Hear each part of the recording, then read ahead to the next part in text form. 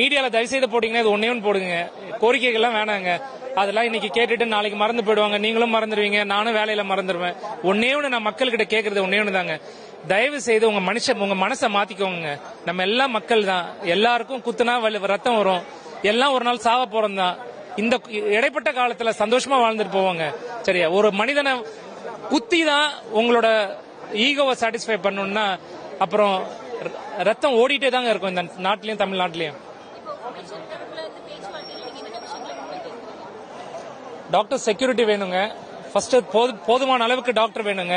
இந்த கலைஞர் மருத்துவமனையில நாங்க கேட்கறது என்னன்னா, இந்த கலைஞர் மருத்துவமனை கீழ்ப்பாக்கம் மருத்துவக் கல்லூரி மருத்துவமனையோட சேர்ந்ததுங்க.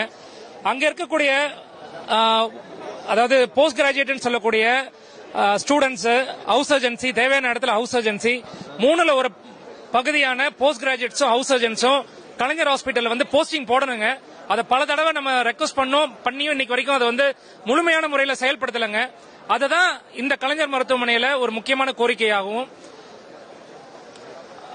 எல்லா இடத்துலயும் தேவையான சிசிடிவியும், ஒரு பங்கனிங் சிசிடிவியும், தேவையான அளவுக்கு செக்யூரிட்டியும், கேஷுவாலிட்டியில் இருக்கக்கூடிய மருத்துவர்களுக்கு வந்து லைசன்ஸ்டு கன்னும் கேட்கறதுக்கு கொஞ்சம் உச்சகட்டமா தாங்க இருக்கும்.